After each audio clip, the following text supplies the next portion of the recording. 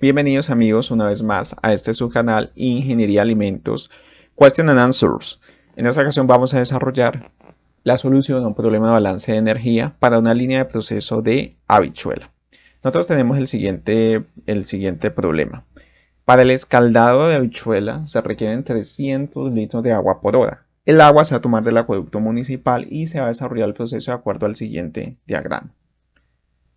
Este es el diagrama que tenemos. Vamos a enumerar cada una de las corrientes que entran y salen de nuestro sistema. Entonces va a entrar agua a 30 grados centígrados y se va a calentar hasta 90 por medio de un intercambiador de calor y se va a utilizar como medio de calentamiento el vapor de agua. Entonces va a entrar vapor de agua y va a salir vapor condensado. Finalmente ese agua a 90 grados centígrados va a servir para nuestro proceso de escaldado. Vamos a obtener habichuela escaldada y finalmente agua sucia a 50 grados centígrados. ¿Qué nos piden calcular? Número 1, el calor para calentar el agua en el intercambiador, el calor perdido por el agua en el escaldado, el calor recuperado si se usa el calor del agua que sale del escaldado enfriado hasta 30 grados centígrados.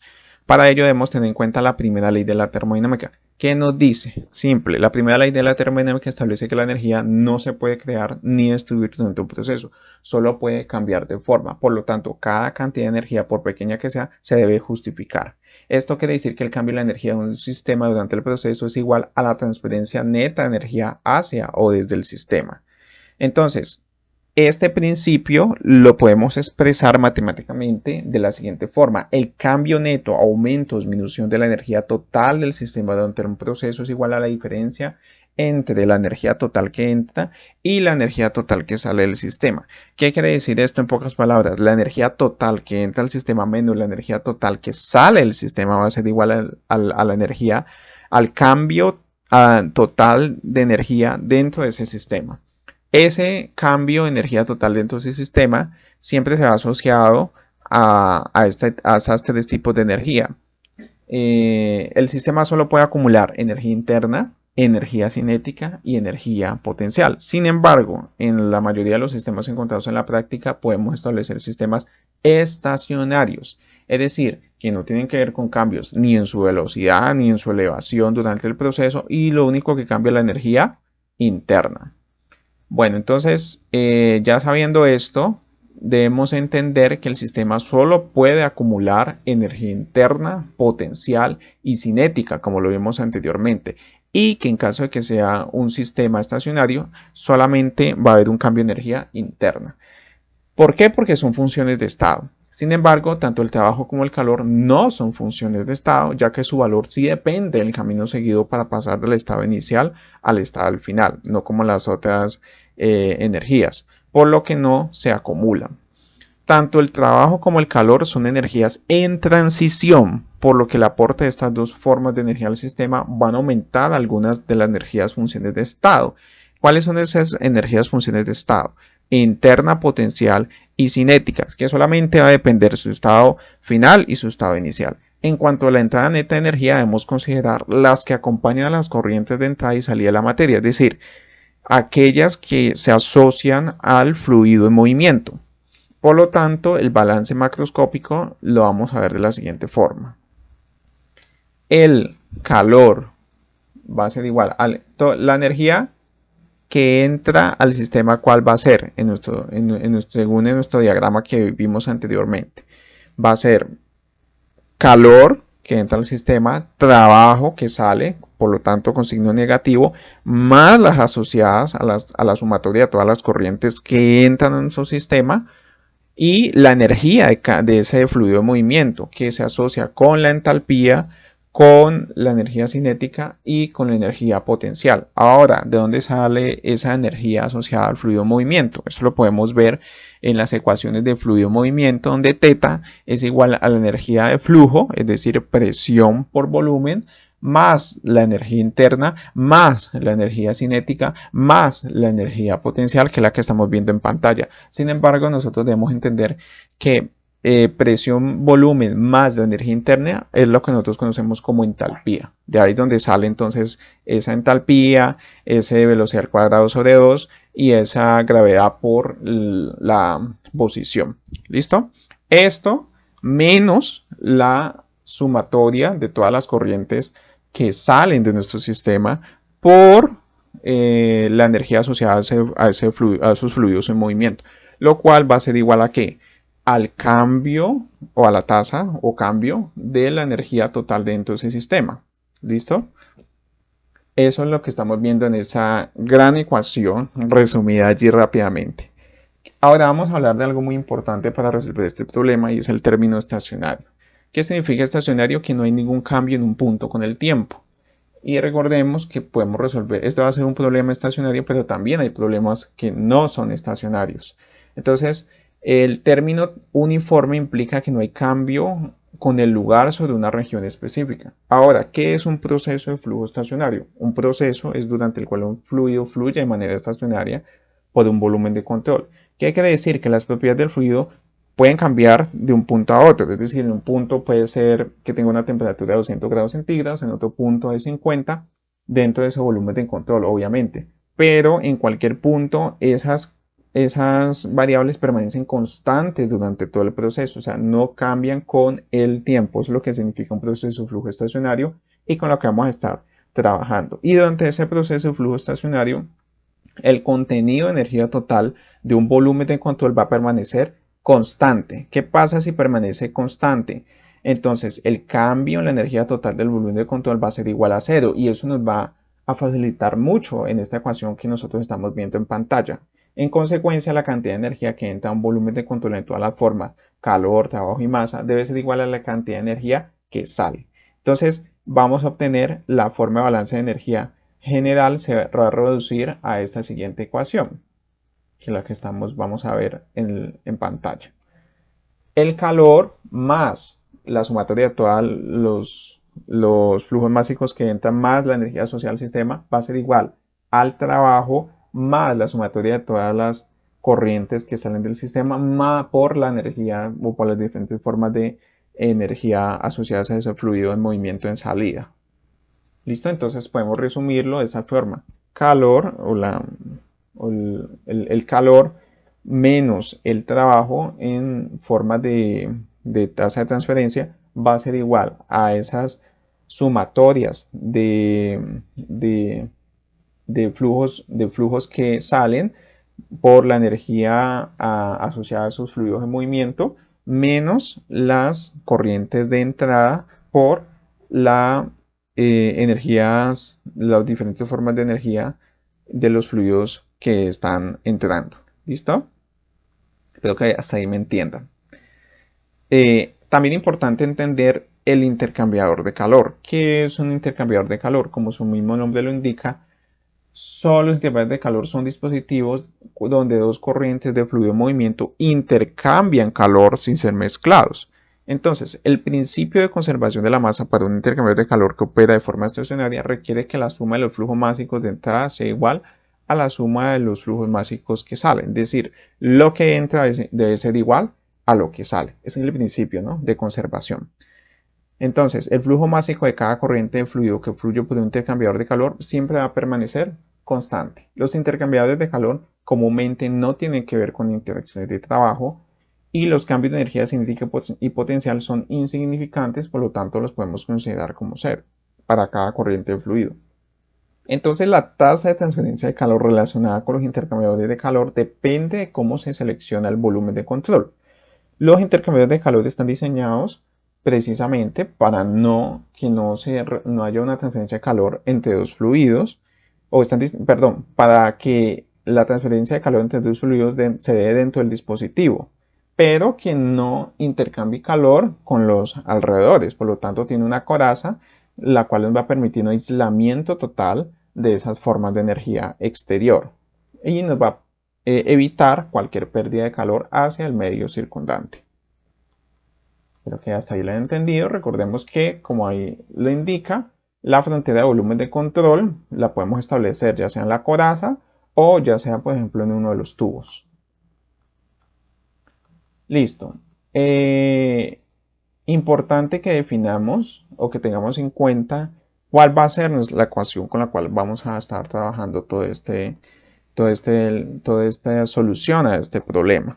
Entonces recordemos que en el intercambiador de calor no hay una forma de trabajo, tampoco hay energía cinética y potencial. Entonces todos esos términos nosotros los podemos ir eliminando y podemos ir simplificar aún mucho más nuestra ecuación de calor. Entonces nosotros podemos simplificarlo diciendo que la tasa de transferencia de calor va a ser igual a la sumatoria de todas las corrientes de salida por la entalpía menos la sumatoria de todas las formas de flujo másico de entrada por las entalpías de entrada. ¿Listo? Eso es mucho más sencillo de operar. Para cada corriente de fluido, puesto que no hay mezclado, podemos considerar que las corrientes másicas, recordémoslo ahí, en 1 van a ser igual a las corrientes másicas en 2, es decir, que lo que entra va a ser igual a lo que sale, por lo tanto vamos a obtener la misma corriente, no va a cambiar en absoluto.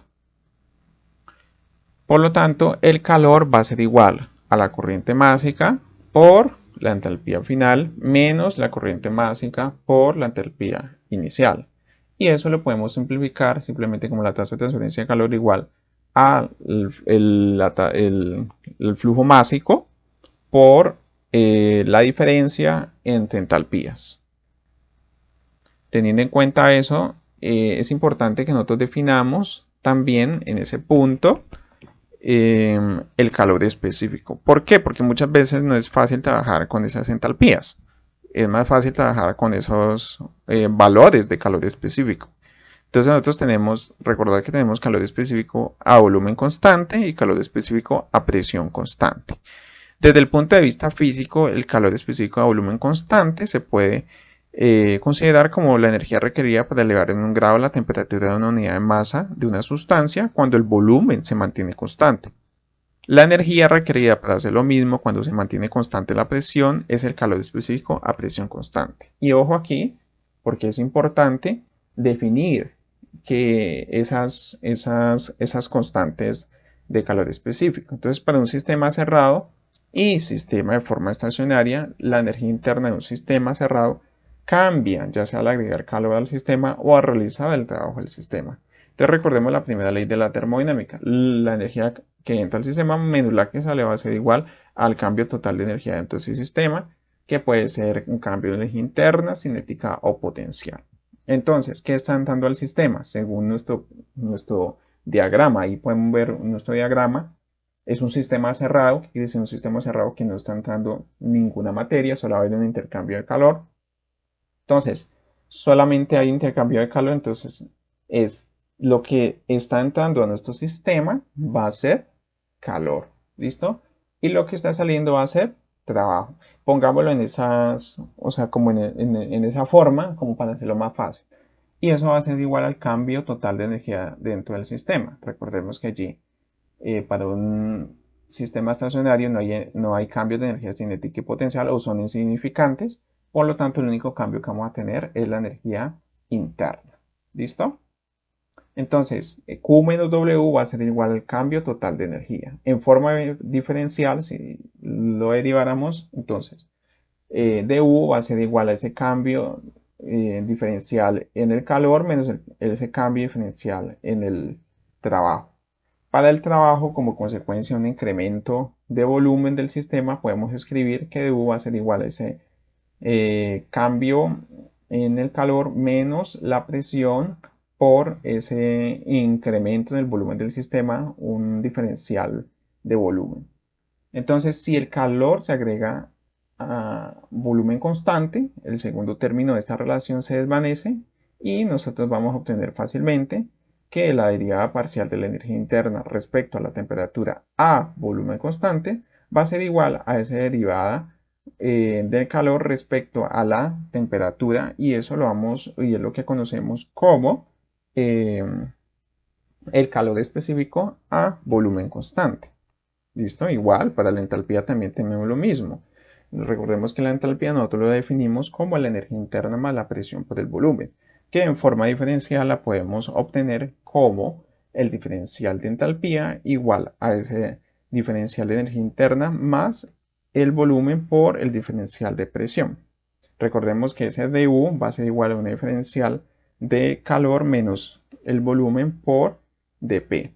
Entonces vamos a obtener que el diferencial de la entalpía va a ser igual a un diferencial de energía interna más el volumen por el diferencial de P. Y por lo tanto, a presión constante, nosotros vamos a obtener el siguiente término.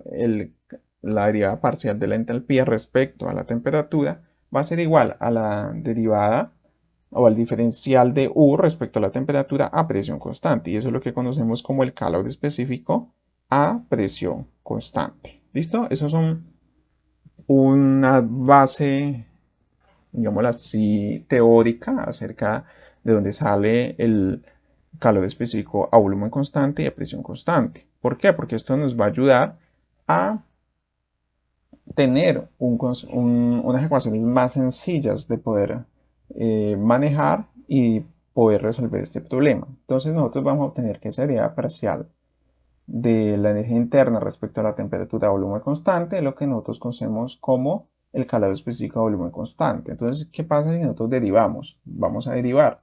La derivada de la energía interna va a ser igual a esa constante que nosotros conocemos como calor específico a volumen constante por la derivada respecto a la temperatura. Entonces, vamos a obtener que ese calor específico a volumen constante es una dependiente de la temperatura por el diferencial de temperatura.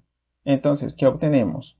Una función de estado. Entonces, esa función de estado de energía interna va a ser igual al cambio en la energía interna inicial y final, o final menos inicial. Y de allí nosotros vamos a obtener la integral desde el punto 1 hasta el punto 2 de ese, ese, ese, eh, esa constante que es el calor específico respecto a la temperatura y va a tener unidades de kilojulio kilogramo. Los calores específicos a volumen y presión constantes son idénticos para sustancias incomprensibles, es decir, líquidos y sólidos incomprensibles. Los calores específicos a volumen y presión constantes son casi idénticos. Entonces nosotros vamos a obtener que el calor específico a volumen constante es igual al calor específico a presión constante a un calor específico que podemos llamar calor específico promedio, que es la que está tabulada en muchas de las tablas de los libros de termodinámica o cualquier libro que tenga acceso a esta información. Entonces eso nos va a ayudar a simplificar mucho las cosas. Es decir, que ese cambio de energía interna va a ser igual aproximadamente a esa constante de calor específico promedio por la diferencia de temperatura entre el estado 2 menos el estado 1. Entonces miran cómo esto se va simplificando aún más.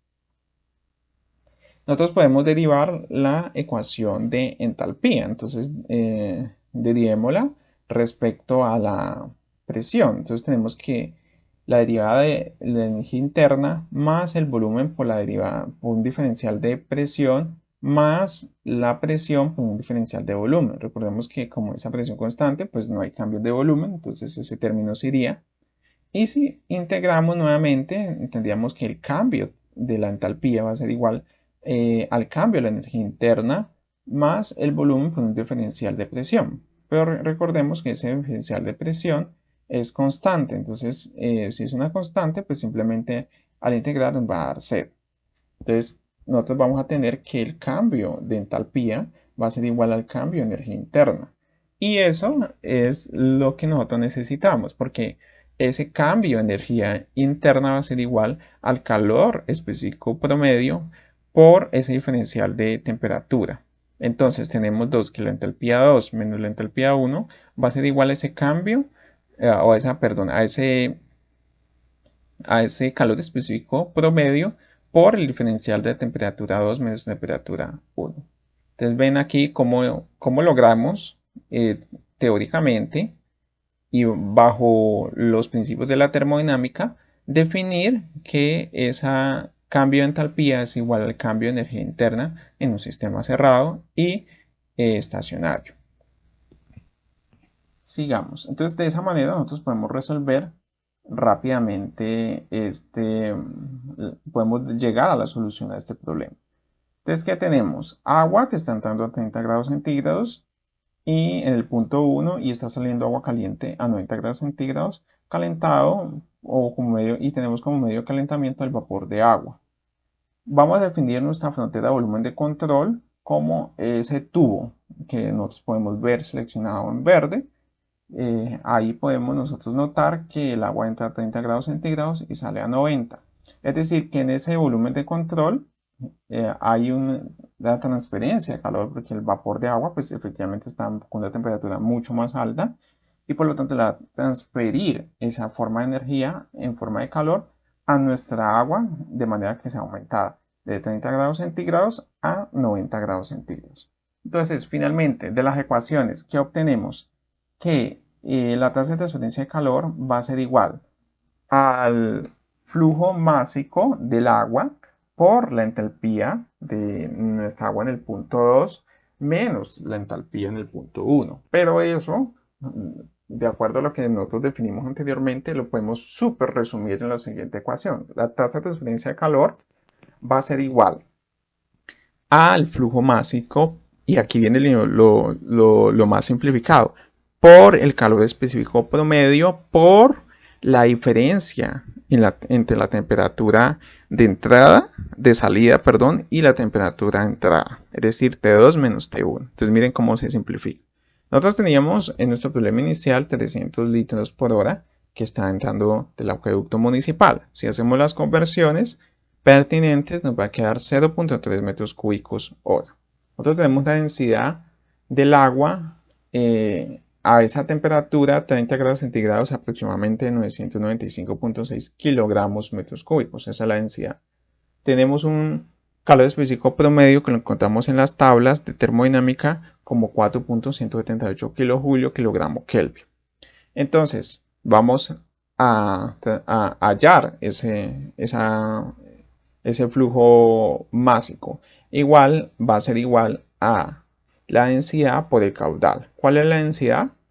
La densidad es 995.6 kilogramos metro cúbico a 30 grados centígrados por el caudal. El caudal son los 300 litros de agua que en metros cúbicos hora serían 0.3 metros cúbicos hora. Finalmente obtenemos un flujo másico de 298,7 kilogramos hora, que es lo que está entrando a nuestro sistema.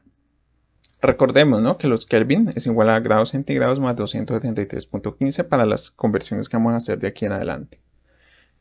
Simplemente reemplazando en nuestra ecuación de transferencia de calor, vamos a obtener que la transferencia de calor va a ser igual a ese flujo másico de 298.7 kilogramo hora por el calor específico a esa temperatura promedio, que sería 4.178 kilojulio kilogramo Kelvin, por la diferencia entre la temperatura final menos la inicial en grados Kelvin, ¿no? Entonces sería 363.15 menos 303.15. Eso simplemente es una diferencia. Entonces simplemente es 90 menos 30 y ahí obtenemos esa diferencia, que es la que nosotros necesitamos, porque finalmente los grados Kelvin se van a cancelar. ¿Listo? Espero que hasta allí seamos claros. Finalmente vamos a obtener que la tasa de transferencia de calor o el calor para calentar el agua en el intercambiador va a ser igual a 74.873.1 kilojulio hora. Este es el calor que nosotros vamos a necesitar para pasar de 30 grados centígrados a 90 grados centígrados con un flujo másico de 298.7 kilogramos hora. Listo. Avancemos hacia el segundo punto. Nos piden resolver lo siguiente. ¿Qué tenemos? Calor perdido por el agua en el escaldado. Evidentemente, el agua sale a 90 grados centígrados, escalda nuestro producto, pero sale agua sucia a 50 grados centígrados. Es muy simple. Nosotros suponemos un proceso igual de flujo estacionario entre la corriente 2 y la corriente 7. Vamos a obtener que la tasa de transferencia de calor va a ser igual al flujo másico, que va a ser el mismo para todo nuestro sistema, y va a ser igual a la entalpía en el punto 7 menos la entalpía en la corriente 2. Eso lo podemos simplificar aún mucho más. ¿Por qué? Porque como ya sabemos que las entalpías son iguales al calor específico por el cambio de temperatura entre esas dos corrientes en términos de temperatura, pues simplemente lo que vamos a hacer es reemplazar en la ecuación. Entonces la tasa de transferencia de calor va a ser igual a 298.7 kg/h por el calor específico por la diferencia entre 50 y 90 grados centígrados. Entonces, recordemos que ahí está en grados Kelvin, ¿no? 323.15 menos 363.15. Esa diferencia entre esas dos nos va a dar negativo, como lo podemos ver a continuación. Entonces, esa tasa de transferencia de calor va a ser igual a menos 49.918.7. Bueno, y me preguntarás entonces, ¿qué significa esto? Esto significa el calor perdido por el agua en el escaldado, porque recordemos que él viene de 90 grados centígrados y pasa a 50 grados centígrados. Hay una pérdida de calor y está perdiendo menos 49.000 kilojulios aproximadamente. Finalmente, el calor recuperado si se usa el calor del agua que sale del escaldado enfriado hasta 30 grados centígrados. Entonces, acá hay una recirculación. ¿Qué nos están queriendo decir? Que ese agua sucia a 50 grados centígrados todavía tiene, pues está a una temperatura muy superior, son 50 grados centígrados. Nos preguntan, ¿será posible que ese agua que sale a 50 grados centígrados nos sirva para calentar el agua que entra y que entre a 30 grados centígrados? Es posible. ¿Y cuál es ese calor máximo recuperado que podemos usar para este proceso?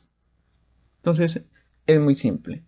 Utilizamos la misma ecuación que hemos venido utilizando y suponemos también un proceso de flujo estacionario.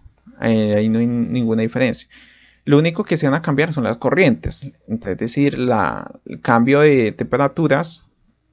La diferencia de temperaturas va a ser entre la diferencia en la corriente 7 y la corriente 1. Entonces, ¿qué vamos a obtener? Que la tasa de transferencia de calor va a ser igual a la siguiente forma. La tasa de transferencia de calor va a ser igual al flujo másico, que sabemos que es el mismo, 298.7 kg/J, por el calor específico promedio, que es 4.178 kJ/Kelvin. Y ahora sí, por la diferencia de temperatura en la corriente 1, que son 30 grados centígrados, menos la temperatura en la corriente número 7, que es 50 grados centígrados. ¿Listo? Eso nos va a dar un valor de menos 24.959 kilojulios hora. Es decir, ese es el máximo calor que yo puedo recuperar si se usa el calor del agua que sale del escaldado enfriado hasta 30 grados centígrados. ¿Por qué? Sale agua a 50 grados centígrados y sale agua con una tasa de transferencia de calor de menos 24.959.3 kilojulios hora. Y esa tasa de transferencia, ¿por qué es negativa? Porque finalmente el agua sucia a 50 grados centígrados va a entregar ese calor al agua limpia que entra a nuestro sistema. Y digamos que esta es la máxima cantidad, la máxima tasa de transferencia de calor que puede entregar el agua a 50 grados centígrados al agua que entra a una temperatura X y para que llegue a 30 grados centígrados. ¿Dónde podríamos aprovechar máximo este calor? Pues digamos que el agua que entra a nuestro sistema entra a 10 grados centígrados. Ustedes pueden hacer el cálculo ahí en sus casas. Si el agua entra a 10 grados centígrados, debe sí o sí, para que entre a nuestro sistema, estar a 30. Entonces, es muy sencillo. Yo cojo el agua que sale a 50 grados centígrados y le transfiero todo ese calor al agua que entra a 10 grados centígrados, que ahí sería el máximo calor que se puede recuperar. Entonces yo le transfiero el agua sucia a 50 grados centígrados, tiene una tasa de transferencia de calor de menos 24.959. Si yo le transfiero ese valor a mi agua que entra a 10 grados centígrados, la voy a poder calentar hasta 30 grados centígrados. Y ahí se habría una forma muy beneficiosa de recuperar ese calor. Bueno, eso fue todo. Si tienen preguntas, recuerden que está el chat disponible y les agradezco mucho. Recuerden suscribirse y anunciar entre toda la red de ingenieros de alimentos o tecnólogos de alimentos estos problemas que les pueden ayudar en su vida cotidiana y en su vida profesional, por supuesto. Hasta luego.